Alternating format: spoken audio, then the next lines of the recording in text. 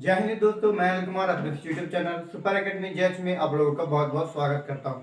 तो दोस्तों, जिस प्रकार से हमने कहा था आप लोगों को कि हम लोग सारे टॉपिक को जानने के बाद अब फिर उसके बाद हम लोग प्लास्टिक का युद्ध पढ़ेंगे।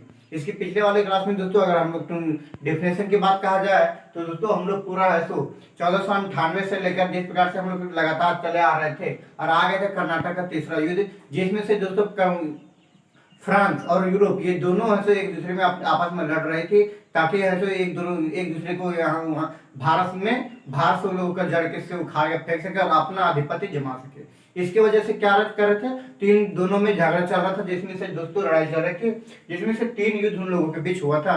कर्नाटक का पहला युद्ध, कर्नाटक का दूसरा युद्ध और कर्नाटक का तीसरा युद्ध। इन तीनों युद्ध को दोस्तों हम लोग बहुत ही अच्छी तरीके से पढ़ चुके हैं। और जो दोस्तों अगर आप लोग नहीं पढ़े हुए हैं और तो दोस्तों मैं आप लोगों को डिस्क्रिप्शन में इस वीडियो के डिस्क्रिप्शन में लिंक दे दिया है, तो दोस्तों वहां पर जाकर के अगर चाहो तो देख सकते हो कि कर्नाटक का पहला दूसरा युद्ध, पहला दूसरा तीसरा युद्ध किस प्रकार से क्या क्या घटना थी। तो दोस्तों उसी प्रकार से आज हम लोग फिर अब आगे बढ़ने वाले कि प्लासी का युद्ध कब हुआ था। अर्थात आज का हम लोग का टॉपिक है दोस्तों प्लासी का युद्ध।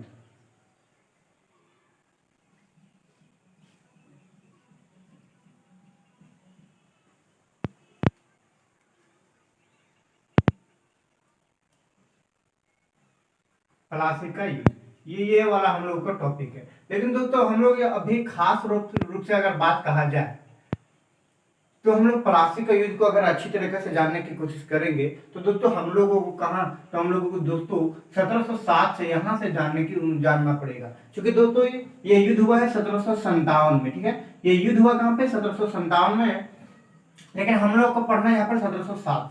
अब पढ़ने का कारण ये है कि दोस्तों 1707 से, क्योंकि दोस्तों अगर एग्जाम में क्या होता है कि सिर्फ हम लोग सिर्फ आगे मूवमेंट को पढ़ के जाते हैं। अभी अगर खास तौर पर देखा जाए तो कोई भी कोचिंग हो, संस्थान हो, तो वहाँ पर पढ़ाया जाता है तो सिर्फ आगे का चीज पढ़ाया जाता है जो तत्कालीन में पूछ रहा है क्वेश्चन में, ठीक है, जो तत्कालीन में पूछा जा रहा है। यहाँ पे जज को नहीं बताया जाता है क्वेश्चन में जय को, जिसकी वजह से क्या होता है कि जब एग्जाम में जाकर के बैठते हैं और फिर एग्जामिनर है सो क्वेश्चन चेंज करके दे देता है कभी, तो उसमें हम लोग क्या करते हैं, तो उसमें है सो स्टूडेंट लोग एक दूसरे का मुंह देखते रह जाता है कि क्या करे क्या करे। तो दोस्तों इसलिए हम चाहते हैं कि जो प्लासी का युद्ध का जो जड़ का कारण है ना, इस जड़ के कारण को ही हम लोग पहले पढ़ते हैं, उसके बाद उसके फल देने की प्रक्रिया को जानेंगे। अर्थात दोस्तों हम लोग जब भी किसी भी प्रकार के एक पौधा को, ठीक है, जब भी एक पौधे को लगाते हैं तो क्या होता है कि वह सबसे पहले छोटे से बीज होती है, छोटे से बीज के जो धीरे धीरे बड़ा होता है उसके बाद वो फल देता है। उसी प्रकार से दोस्तों हम लोग जानेंगे कि ये प्लासी का युद्ध क्या है, 1757 का ये फल है, ठीक है, फल है यही, ठीक है, 1757 का ये फल है। अब हम लोग जानेंगे कि ये फल लाने की जो फल हम लोग को यहाँ पे जो भारतीयों को मिल चुका है, ये फल प्लासी का युद्ध, इसका कारण क्या था, यहाँ से कहाँ से इसका फल किस प्रकार से तैयार हुआ, ठीक है, यह फल को तैयार करने में क्यों कौन कौन सा दुर्घटना घटी, क्या क्या हुआ था, इन सारी चीज के बारे में हम लोग को पढ़ना है 1757। अर्थात इस प्लासी का युद्ध को उनका जन्मदाता के रूप में हम लोग को पढ़ना है। जैसे हम लोग दोस्तों अगर कोई भी खास बच्चे की जगह किसी भी अगर बच्चे की जन्म होती है, या हमारी हो या तुम्हारी हो, ठीक है, कोई भी हो अगर बच्चे का जन्म लेता है तो वह क्या होता है, उससे पूरा सबसे शुरू में बच्चा होता है, पूरा नन्हा सा होता है। उसके बाद तो फिर उसमें क्या होता है, धीरे धीरे क्या होता है, आज हम लोग कितने बहुत ही बड़े हो गए हैं। तो हम लोग अगर हमारे बारे में अगर कोई जानने की कोशिश करेगा तो क्या करेगा, सबसे पहले नीचे की चीज जानेगा और उसके बाद तो आगे। अगर जब कोई बच्चा अगर पूछ दिया जाए कि हमारे बारे में अगर आप जानते हो, ठीक है, और हमारे बारे में अगर आप जानते हो तो अगर बोल देगा लेकिन हाँ इसमें क्या है कि ये पेड़ है, ठीक है, ये पेड़ है और ये पेड़ में से ये पेड़ है। अब क्या हुआ है कि आप से मैं मान लो ये मैं हूँ, ठीक, तो इसमें से अब क्या है कि यहाँ से ऊपर के मेरे चीज, यहाँ से ऊपर की चीज को आप जानते हो, यहाँ के से नीचे की चीज को नहीं जानते हो, और इतने ही को जान करके क्या बोलने लगा कि हम है सो अनिल भैया के बारे में सारी चीज जानते हैं, ठीक है, अनिल भैया के बारे में सारी चीज जानते हैं। ये अगर बोल दिया तो अगर वही चीज अगर कभी भी कोई पूछ दे, या एग्जाम में बैठो या किसी चीज में भी बैठो, तो उसमें अगर पूछ दे कि वो उनका जन्म स्थान क्या था, और जब यहाँ पे जब ये कार्य किए तो इसके पहले वे लोग क्या क्या किए थे। ठीक है, अगर माना कि ठीक है मैंने यहाँ पे क्या किए, क्या किया हम, क्या अभी माना कि हम आप लोगों के सामने यहाँ पे यूट्यूब चैनल पे आए हैं और हम आप लोगों को क्या पढ़ा रहे हैं। अगर इस चीज के बारे में पूछ दिया जाए कि वो ये पढ़ा तो रहे हैं, लेकिन आप लोगों को यहाँ पे अगर पूछ दिया जाए कि वो है सो खुद से कहाँ पढ़े थे, ठीक है, खुद से कहाँ पढ़े थे, किस प्रकार से स्ट्रगल किए थे, जिसके कारण थे, जिसके कारण में हुआ कि आज हम है तो आप लोगों के सामने आए हैं। ठीक है, इस चीज को अगर पूछ दिया जाए तो आप जवाब दे पाओगे? नहीं जवाब दे पाओगे, क्योंकि आप लोग है तो यहाँ इस चीज को जाने नहीं कि हम है तो किस प्रकार से स्ट्रगल किए, किस प्रकार से मेहनत किए, जिसकी वजह से आज हम लोग है तो आप लोगों के सामने इस यूट्यूब चैनल के माध्यम से आए हुए हैं। तो दोस्तों इसी चीज को हम लोग को जानना है, इस प्लासी का युद्ध को, क्योंकि दोस्तों हम लोग अगर यही सिर्फ हल्का सा चीज को अगर जानेंगे ना कि प्लासी का युद्ध के बारे में, तो दोस्तों हम लोगों को अगर बाईचांस कभी क्वेश्चन पूछ दिया जाए नहीं से तो बहुत अच्छा है, वाह वाह। अगर यहाँ से ना पूछ करके अगर यहाँ से जड़ से पूछ दिया जाए तो वाह वाह। ठीक है, वाह वाह। अब यहाँ पे ये वाला वाह वाह करने का क्या होगा, अब खुद ही समझ सकते हो मेरे भाई, कि यहाँ पर जब भी ये वाला यहाँ से पूछ दिया जाएगा तो मेरे भाई वहां से पूरा चुपचाप जो एग्जाम लिखने जाओगे ना, वहां पे निहत्था वैसा ही सिर्फ जाकर के बैठ के आ जाओगे, जिस उद्देश्य से गए हो उस उद्देश्य को पूरा नहीं कर पाओगे। इसे दोस्तों हम लोग इस युद्ध को पूरा जड़ से जानने की कोशिश करेंगे, सिर्फ आगे की चीज फल के है सो नहीं जानेंगे। ठीक है, तो फल को दोस्तों हम लोग जानेंगे, पर अब भी नहीं, सबसे पहले जड़ जानेंगे, उसके बाद फल के बारे में जानेंगे। ठीक है, कि कैसे कैसे क्या हुआ। तो चलिए दोस्तों हम लोग जानते हैं कि प्लासी का युद्ध का जड़ क्या था। तो मैंने कहा दोस्तों हम लोगों को सबसे पहले 1707 से हम लोगों को यहाँ पे पढ़ना 1700 प्लासी का युद्ध के लिए। तो सबसे पहले बात यह है कि हम लोग हल्का से एक भारत का चित्र, हल्का सा, पूरा ज्यादा तो नहीं लेकिन फिर भी बना ही लेते हैं।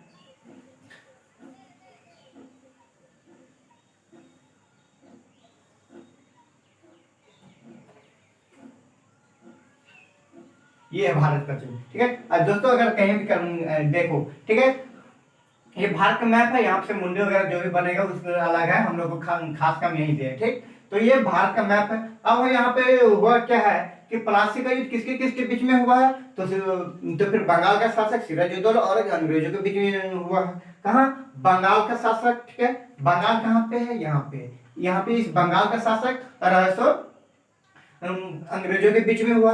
तो सबसे पहले हम लोग जानेंगे कि अंग्रेज तो हमारे भारत देश में कब आए थे? 1608 ईस्वी में हमारे भारत देश में आए थे, लेकिन बंगाल में कब प्रवेश किए थे? तो दोस्तों अंग्रेज लोग बंगाल में 1651 ईस्वी में प्रवेश किए थे। 1651 में प्रवेश किए थे, और 1651 में जिसमें प्रवेश किए थे उसमें ऐसे बंगाल का शासक शास्ता खां थे। कौन? शास्ता खां थे।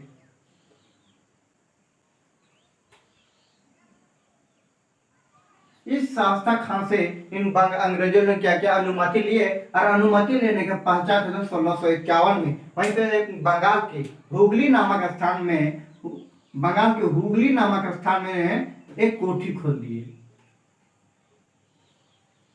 एक कोठी खोले, अब कोठी खोलने के बाद तो वहां पे व्यापार करना प्रारंभ कर दिए। और एक चीज और वहां पे क्या हुआ था, 1698 जब आया था तो 1698 में बंगाल के एक शासक का नाम था अजीज। ठीक है, अजीज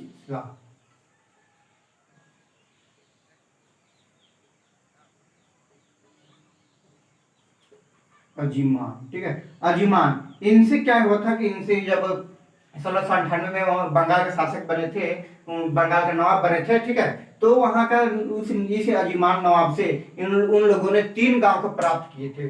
3 गांव को प्राप्त किए थे, तो वह कौन कौन सा गांव था देखो। ठीक है, पहला था दोस्तों कलिकत।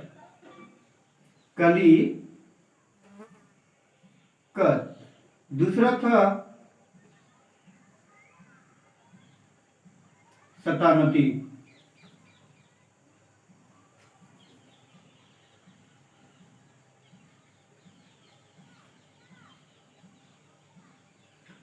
तीसरा है गोविंदपुर।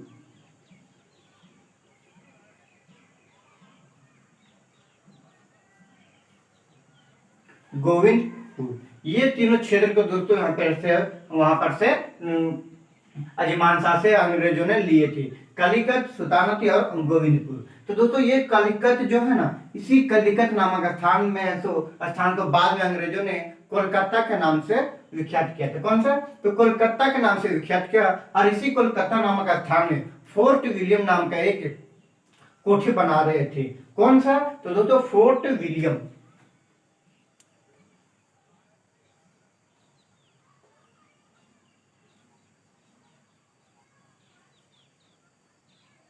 इस फोर्ट विलियम नाम का एक यहाँ पे ऐसे कोलकाता में कोठी बना रहे थे।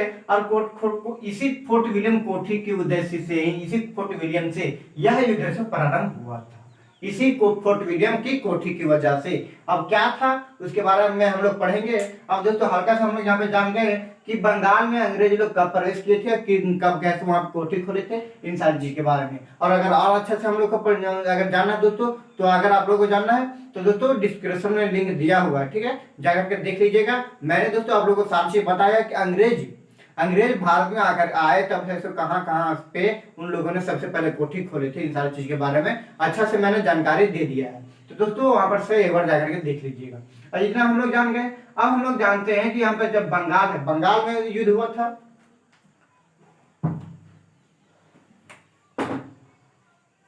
बंगाल में युद्ध हुआ था। जब बंगाल में युद्ध हुआ तो उस समय से क्या हुआ था?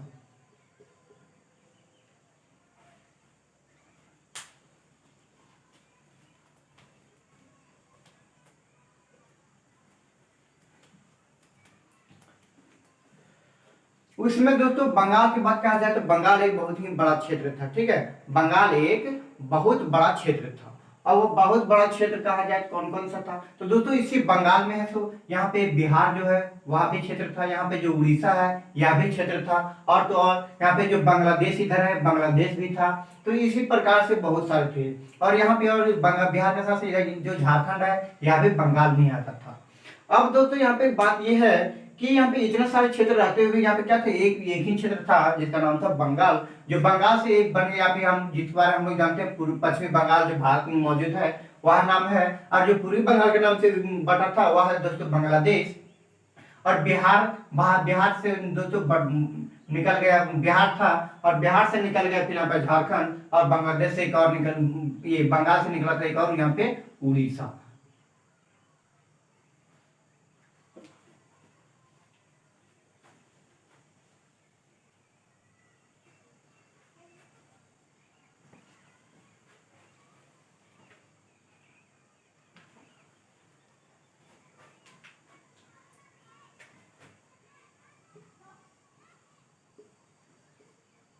उड़ीसा, ये सारे स्टेट मिलकर के एक ही स्टेट था, एक ही स्टेट था। कौन सा? तो बंगाल था। अब यहाँ पे बात ये है कि दोस्तों जब 1707 ईस्वी में 1707 ईस्वी तक कौन? तो औरंगजेब ने ऐसे शासन कर रहे थे। लेकिन जब इनकी मृत्यु हो गई थी 1707 ईस्वी में, ठीक है, 1707 ईस्वी में जब इनकी मृत्यु हो गई थी तब ऐसे वहां का इनके बाद औरंगजेब के बाद मुगल वंश में ऐसा कोई व्यक्ति नहीं था जो अच्छी तरीके से शासन कर सकता था, अर्थात योग्य व्यक्ति नहीं था, अयोग्य थे। जो भी उनके उत्तराधिकारी थे अयोग्य शासक थे, योग्य शासक नहीं थे, जिसकी वजह से क्या हुआ था, जो बंगाल वहां पे औरंगजेब ने जो है वो बंगाल में एक ही व्यक्ति को नियुक्त किए थे वहां का शासन व्यवस्था को देखने के लिए, चलाने के लिए, जिसका नाम था मुर्शिदा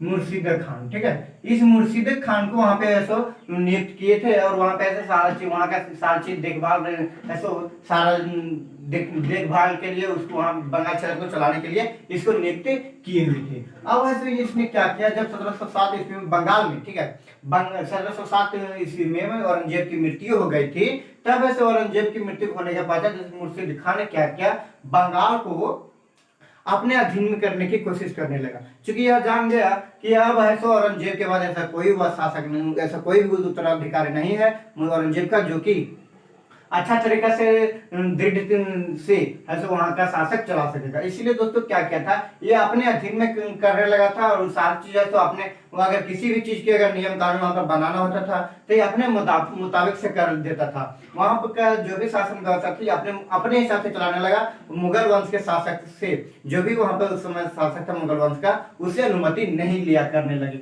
और सिर्फ यही क्या करते थे, जो बंगाल से जितनी भी कर आता था, ठीक है, बंगाल से जितनी भी कर आता था वो उतना कर सारा वार उनको दे दिया करते थे। लमसम दोस्तों 150 करोड़ या 150 करोड़ हजार इस प्रकार से लाख 1.5 लाख के रूप में आता था। वे टोटल ऐसो कर वापस उनको दे दिया करते, उनको ऐसो दे दिया करते थे, इतना था। लेकिन क्या था, वहां पर शासन व्यवस्था अपनी तरीके से चला रहे थे। इसका कारण ये सारा कर देने का कारण यही था कि जब किसी भी प्रकार से अगर प्रॉब्लम होती है अगर मुर्शिद खां को, तो उसमें क्या होता है कि मुगल वंश का शासक जो था वह उसको सहायता करता। या कोई अगर विदेशी आकर के इस पर यहाँ पे आक्रमण कर दे, या कोई अन्य आक्रमण कर दे, जैसे कि अगर अंग्रेज ही आक्रमण कर देते, तो वैसे परिस्थिति में कौन, तो बंगाल का जो दिल्ली का शासक मुगल वंश का शासक था वैसे उसको सहायता प्रदान करेगा। इसीलिए से सारा कर उसको उनको दे दिया करता था। अब जो तो यहाँ पे क्या था, मुर्शिद खान ने 1719 ईस्वी में क्या कहता है, 1719 ईस्वी में 1719 ईस्वी में इस उड़ीसा, जो ये वाला उड़ीसा जो था ना, इस उड़ीसा को बंगाल में मिला लिया था। पहले अलग था, लेकिन 1719 ईस्वी जब हुआ था तब बंगाल में मिला लिया था मुर्शिद खान ने। मुर्शिद खान ने 1719 ईस्वी में बंगाल में मिला लिया था। और इसी 1700 ईस्वी में वैसे जब मिलाने के पश्चात जब बंगाल मिला लिया, तब उस समय से वो बंगाल को स्वतंत्र घोषित कर दिया था। अर्थात कि मुगल शासकों का अब यहाँ पे अधिपति नहीं, अब हमारा अधिपति है। अब यहाँ का बंगाल का नवाब अब हम है, ठीक है। यह घोषित कर दिया था मुर्शिद खान ने कि बंगाल का नवाब अब हम है 1719 ईस्वी से। एक और चीज दोस्तों, क्या पे जब 1719 ईस्वी था तो वहां पर इतना कर दिए थे। और एक चीज और यहाँ पे मुर्शिद खान ने काम किए थे कि इजार, ठीक है, इजार ये क्या है, इजारा, इजारा एक ऐसा चीज है दोस्तों, यह एक कर वसूलने का तरीका, ठीक है, इजारा। अब इजारा कहने का अर्थ ये है कि इजारे मैंने क्या कहा, कर वसूलने का तरीका है। अब कर वसूलने वहां पे वसूला कैसे जाता था। अब इजारा कहने का अर्थ है कि ठेका, ठीक है, इजारा कहने का अर्थ है होता है ठेका, ठीक, मतलब ठेका दे देना। अगर जैसे कि अगर कोई भी अभी अगर तत्काल अगर देखा जाए कि अगर कहीं पुल बनाना हो, बिल्डिंग बनाना हो, रोड बनाना हो, तो उसको वहां पे कौन काम करता है, तो ठेकेदार ठेका लेता है और वह ठेकेदार काम करवाता है। उसी प्रकार से यहाँ पे सो मुर्शिदा खान है वहां पर किसी एक व्यक्ति को 10 गांव, 15 गांव, 20 गांव इस प्रकार से ठेका में दे देता था कि इतना ऐसा टैक्स हम तुमसे लेंगे और इतना टैक्स तुमको देना पड़ेगा। बाकी अगर जितना भी अगर इतना रुपए करके वहां पे तुमको लेना है, अगर जो भी तुमसे वहां पे ज्यादा होगा वहां से तुम रख लेना अपने इनकम के तौर पर, और बाकी जो भी उनके द्वारा तय किया गया था वहां से उनको देना था। ये था इजारा, था ठेकेदार, ठेका वाला कर वसूलना, ठीक है। इसके पहले क्या होता था वहां पे, तो इसके इजाजत से पहले वहां पे ऐसे अनेक प्रकार से होते थे, मतलब कि उतना बेनिफिट नहीं हो पाता था। इसका कारण क्या था कि जो भी मुगल शासक थे वे लोग किसी प्रकार से, जैसे कि मुगल शासक थे तो किसी एक खास व्यक्ति क्या हुआ, अगर कोई आए ब्राह्मण हो या कोई भी हो, उनको दान के रूप में किसी को अगर दे दिया करते थे, तो वह किसी भी गांव को, तो जो भी गांव को उनको दान के रूप में देते थे, तो वह गांव से जितना भी कर वसूल होता था बादशाह के पास, वो शासक के पास नहीं आता था। जिनको दान में दे देते थे उन्हीं के पास सारा टैक्स चला जाता था। उससे क्या होता था, उनको किसी पर भी प्रकार की बेनिफिट नहीं होता था। और एक और चीज होता है क्या था कि जब एक और क्या है, एक और तरह का वसूला जाता था कि अगर कोई भी व्यक्ति हो, अगर औरंगजेब, माना कि अगर औरंगजेब उसमें शासक है, औरंगजेब वहां का शासक था, तो अगर किसी को अगर बोल देता था कि अगर यह काम तुम्हारा, अगर तुम मेरे पास यह काम करोगे तो ये गांव तुम्हारा, ठीक है। मतलब कि अजीब रूप में वहां पे कर दिया जाता कि ये, जैसे कि अभी अगर किसी की नौकरी होती है तो काम करने के बदले में क्या होता है, सैलरी दिया जाता है। लेकिन वहां पे क्या होता था, उसमें क्या करता था कि अगर काम करता था उन लोगों को एक गांव दे दिया जाता था। और गांव दे दिया जाता था तो जितना भी कर वसूल होता था सारा उसी के पास हो जाता था, इनकम के तौर पर, ये काम करने की सैलरी के तौर पर रह जाता था। जिससे क्या होता था कि किसी भी प्रकार से उनको ऐसे बेनिफिट नहीं होती थी। इसीलिए दोस्तों मुर्शिद खान ने बंगाल में इजारा ला दिया। इजारा खाने का अर्थ मैंने बताया कि ठेका ठेका में दे देता था कि 10 गांव 15 गांव इनसे कर वसूलना था, और उसी कर वसूल से जितना भी पैसा आता उनको नवाब को देना पड़ता था। ये था मुर्शिद खां का वहां पर का प्लानिंग। और अनेक प्रकार से दोस्तों वहां पर प्रशासनिक व्यवस्था भी अपने से सुधारे थे, और सामाजिक व्यवस्था अनेक प्रकार से अनेक प्रकार बहुत सारे कार्य वहां पे किए, जिसकी वजह से फिर इन्होंने वहां का नवाब घोषित कर दिया था 1719 में। अब यहाँ पे एक चीज और हम बता देते हैं दोस्तों कि जब 1717 ईस्वी आया था, ठीक है, जब 1717 ईस्वी आया हुआ था, तब है सो वहां उस समय का शासक उस समय सो मुगल शासक था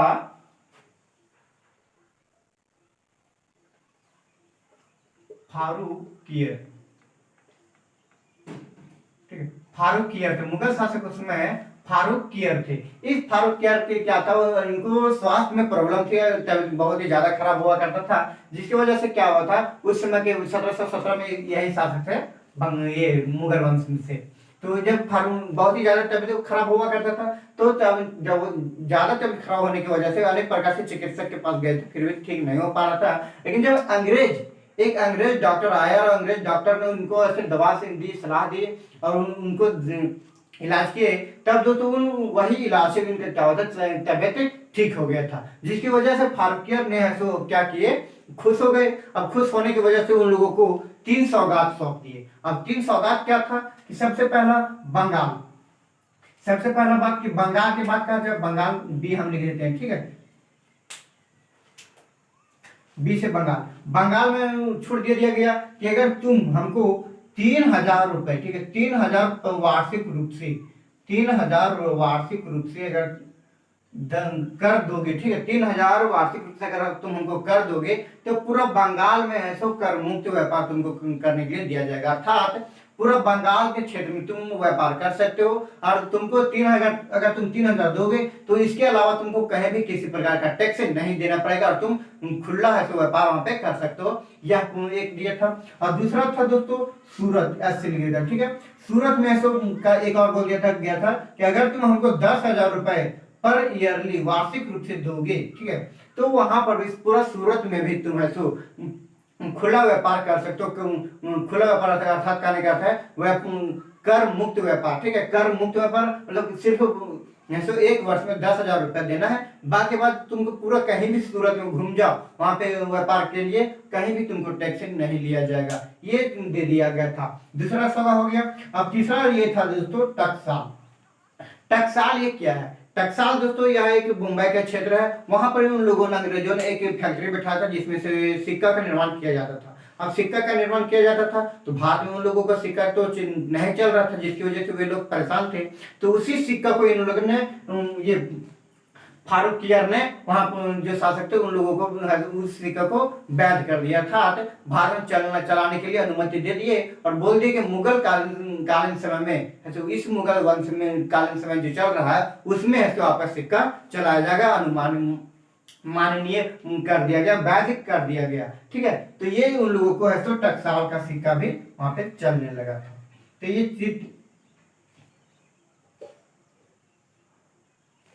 ये 3 चीजें ऐसे थी जो उनको सौंप दिया गया था। अब यहाँ पे क्या हुआ था कि जब मुर्शिदा खान ने इतना सारे काम किए, कब तो फिर दोस्तों इनकी मुर्शिदा खान की मृत्यु कब हो गई थी? तो इनका मृत्यु जब 1727 ईस्वी में हो गई। इतना सारा काम करते हुए दोस्तों जब वहां का नवाब कौन बने गए? तो मुर्शिदा खान बंगाल का शासक बन गए थे, नवाब बन गए थे। तब वहां से जब इसी प्रकार वहां पे ऐसा अपना शासन व्यवस्था चलाने लगे और सारी चीज अपनी तरीके से करने लगे थे। और फिर दोस्तों जब इनकी मृत्यु हो गई, इनकी मृत्यु 1727 ईस्वी में हो गए, और 1727 ईस्वी में मृत्यु हो गई थी। तो वहां पर ऐसो एक शासक बना, नवाब बना दूसरा। लेकिन दोस्तों वहां भी ऐसा अच्छी तरीका से क्या था, सब योग्यता उनके पास नहीं थी, अयोग्य शासक थे, जिसकी वजह से क्या होता कि अच्छी तरह से वह पूर्ण रूप से नहीं कर पाए थे, अच्छा तरह से शासन वहां पे नहीं किए थे। तो दोस्तों जब मुर्शिदा खान, ठीक है, जब मुर्शिदा खान की मृत्यु हुई थी 1727 में, तब मैंने क्या कहा कि यहाँ पर जो भी शासक फिर नवाब जो बना था बंगाल का उतना खास नहीं था, जिसके लेकिन दोस्तों अगर उन लोगों के बारे में हम लोगों को पढ़ना भी जरूरी है। तो वहां का शासक उसमें दोस्तों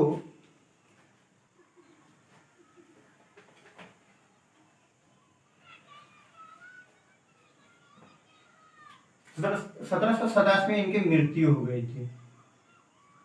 और इसके बाद दोस्तों वहां का बंगाल का नवाब शुजाउद्दीन बने थे।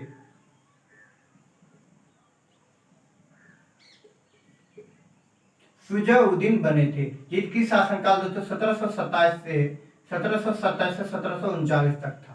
1727 से 1739 तक था। अब दोस्तों यहाँ पे हमने क्या कहा कि उतना मुर्शिद खां के बाद उतना खास वैसा जो भी नवाब बने उतना योग्य शासक नहीं थे, ये लोग भी अयोग्य ही थे, जिसकी वजह से वैसे कुछ कार्य नहीं कर पाए थे। जिस प्रकार से मुर्शिद खान ने बंगाल के सुधार किया था, लेकिन उस प्रकार से ये लोग ऐसा कुछ नहीं कर पाए थे। सिर्फ और सिर्फ इनके कार्यकाल में एक कार्य किया गया था, इनके कार्यकाल में इन्होंने नहीं किया था। ठीक है, इन्होंने नहीं किया था, इनके कार्यकाल में किया गया था। जब फारूकियत के बाद दोस्तों मुगल वंश के शासक मोहम्मद शाह बने थे।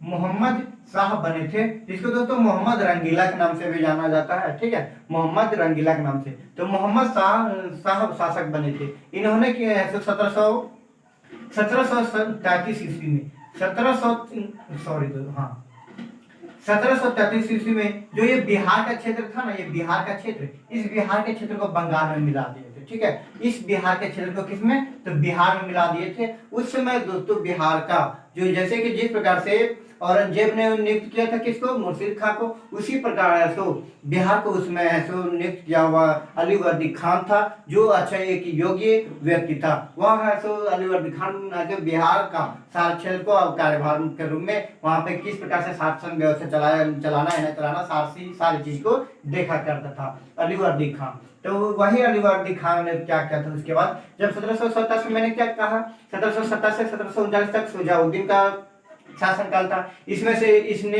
ऐसा कुछ कार्य नहीं किया। सिर्फ इसके शासनकाल में 1733 ईस्वी में, ठीक है, 1733 ईस्वी में मोहम्मद शाह ने, जिसको मोहम्मद रंगीला के नाम से जाना जाता है, उन्होंने ऐसे बंगाल में बिहार को बंगाल में मिश्रित कर दिया, अर्थात मिला दिए थे। ये कार्य हो गया था।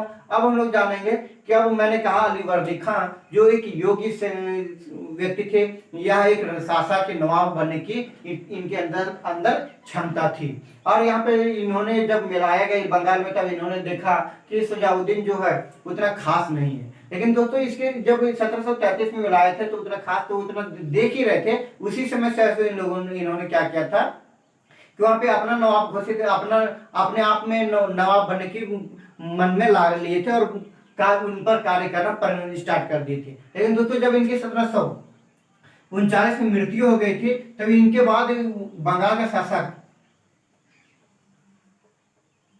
सरफराह खां बने थे। सरफराह खां बने थे। और इस सरफराह खां भी क्या हुआ था, ये भी उतना योग्य शासक नहीं थे। अब योग्य शासक नहीं थे, यहीं से अलीवर्दी खां की दिमाग और भी घूम गया, और दिमाग घूमने की वजह से क्या हुआ कि इनको हत्या कर दिया। कब, तो इन्होंने शासक कब बनते 1739 में, शासन कब तक किया था 1740 तक, यही नहीं, ठीक है, 1739 से 1740। ऐसी 1740 ईस्वी में अलीवर्दी खान ने क्या किया, एक अयोग्य से शासक था सरफराह खान, इसलिए अलीवर्दी खान ने इसको ऐसो हत्या कर दिया, और वहां का हत्या करके बंगाल का नवाब कौन घोषित कर, अपने आप में घोषित कर लिया कि अब बंगाल का नवाब हम है कौन, अलीवर्दी खान। ठीक है, अब इस अलीवर्दी खान ने क्या किया, घोषित कर लिया। लेकिन दोस्तों अगर वहां पे नवाब तो घोषित कर लिया गया था, लेकिन वहां का नवाब नहीं बना था। उसको लिए उसको वहां का नवाब बनने के लिए उसको इस मोहम्मद शाह से वहां पे उसको अनुमति लेना था। क्योंकि दोस्तों वहां पे क्या था, उसमें मुगल शासन चल रहा था, मुगल शासन का, जो कि बंगाल क्षेत्र आता था किसके, मुगल शासन के क्षेत्र में है आता था। मुगल उस पर राज्य किया करते थे, इसलिए वहां का नवाब बनने के लिए मोहम्मद शाह चाहते तो उसको हटा सकते थे। लेकिन वहां पे उन्होंने क्या किया था कि वहां पे हटाया नहीं, बल्कि इनको ऐसा बना दिया गया था। इसका कारण था दोस्तों, अलीवर्दी खान ने क्या किया था कि जब इनको मारने के बाद 2 करोड़ रुपए ऐसो मोहम्मद शाह को दे दिए थे। इस 2 करोड़ रुपए को मोहम्मद शाह को अलीवर्दी खान ने दे दिया, जिसकी वजह से क्या हुआ, और दे दिया, बोल दिया कि यहाँ का नवाब हमको अब बना दीजिए। तब मोहम्मद शाह ने बोला ठीक है, हम आपको यहाँ का नवाब बना देते हैं। ये नहीं बोला कि यहाँ पे कि तुम ऐसे उसको क्यों हत्या कर दिया, ठीक है, हत्या करके वहां से बना दिया। लेकिन दोस्तों अगर कहा जाए कि उतने खास तौर पर ये सरफराह खान नहीं था। अगर शायद ऐसा होता कि अलीवर्दी खान जिस प्रकार से, थे उस प्रकार से योग्य शासक की जरूरत भी था। लेकिन दोस्तों अगर कानूनी रूप से लिया जाए तो कहा जाता है लिया जाए तो मोहम्मद शाह को यहाँ पे एक्शन लेना चाहिए था कि उनकी हत्या आपने क्यों किया और हत्या करने के पश्चात आपको यहाँ का शासक क्यों बना जाए। लेकिन दोस्तों इसी 2 करोड़ के लालच की वजह से मोहम्मद शाह ने अली वर्दी खान को वहां का शासक वहां का नवाब बना दिए थे। कब? तो 1741 ईस्वी में। 1741 ईस्वी में अली वर्दी खान बंगाल का नवाब बन गए थे। तो मैंने क्या बताया, 1740 में सरफराज खान को हत्या कर दिए थे और वहां का शासक का बन गए। फिर घोषित किए थे 1740 में ही कि यहाँ का नवाब हम बने हैं, अब हम हैं। लेकिन बने थे कब? 1741 ईस्वी में। अब दोस्तों हम लोग नेक्स्ट वीडियो में देखेंगे कि 1741 के बाद क्या घटना घटित हुई थी। इसके लिए दोस्तों आप लोगों को इंतजार करना पड़ेगा नेक्स्ट वीडियो के लिए। और इसके अगर आप लोग दोस्तों साथ दोगे तो हम लोग और अच्छी तरीका जिस प्रकार से पूरा बेहतरीन तरीका से नेक्स्ट वीडियो को लाएंगे। और कल ही दोस्तों इसके अभी से अब 24 घंटा बाद, ठीक है, 24 घंटा बाद हम लोग इस प्रकार से इसके नेक्स्ट टॉपिक को पढ़ेंगे। इस प्रकार से दोस्तों मैंने कहा था ना, ये था जड़। अगर यहाँ से अगर आप लोगों को पूछ दिया जाए कि अली वर्दी खान, अगर पूछ दिया जाता क्वेश्चन में कि अली वर्दी खान का दामाद बन गया था कौन? सिराजुद्दौला, वहां का शासक। सिराजुद्दौला के बीच में शासक युद्ध हुआ था, प्लासी का युद्ध। तो अली सिराजुद्दौला वहां का शासक कैसे बन गया था? ये तो आप इसी प्रकार से किसी भी प्रकार से क्वेश्चन पूछ दिया जाता तो मुझे नहीं लगता आप लोगों को जवाब दे पाते। तो ये थी जो दोस्तों प्लासी का युद्ध का जड़, ठीक है। अब हम लोग क्या है, इसके आगे अब फल देने की प्रक्रिया अब क्या हो रहा है कि फल मिलेगा कि प्लासी का युद्ध कैसे हुआ था, क्यों हुआ था। इसके बारे में अब हम लोग जानेंगे कि किस प्रकार से हुआ था, ठीक है। तो मेन मुद्दा हम लोग को अब यहाँ पे सीखेंगे। इसका जड़ था कि इस प्रकार से वहां पे धीरे धीरे कहते हैं ना, किसी भी चीज के अगर कोई भी युद्ध भी होता है तो धीरे धीरे पहले होता है, अचानक से वह युद्ध नहीं हो जाता है। जैसे कि अगर हम लोग आग जलाते हैं ना, तो आग जलाते तो धीरे धीरे जलना स्टार्ट होता है। उसके बाद पूरा बहुत बड़ा बहुत ही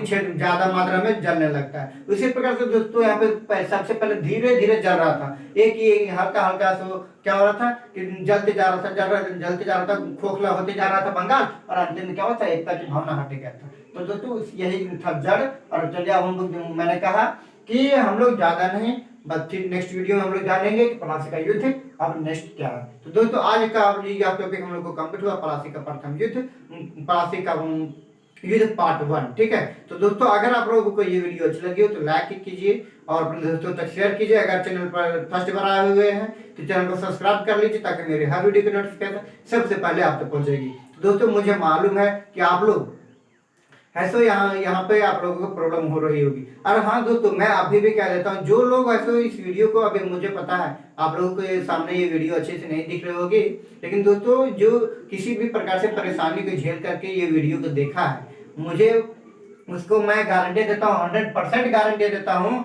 कि एक बार इस प्रकार से जब भी क्वेश्चन पूछेगा उसमें बेहिचक है तो वहां पर जवाब देकर के आओगे। और जो हल्की सी वीडियो की प्रॉब्लम की वजह से वीडियो नहीं देखा है, बाद में बहुत ही ज्यादा पछताओगे कि काश से 10 मिनट हम ऐसे इस परेशानी को झेल लिए होते, ठीक है। तो दोस्तों यहाँ पे क्या था, इस प्रकार के वीडियो के जो आने के गंदा के कारण था, लाइट नहीं था, इस लाइट कट गया, ठीक है। तो चलिए दोस्तों फिर मिलेंगे इसके अगले वीडियो में, तब तक के लिए जय हिंद जय भारत।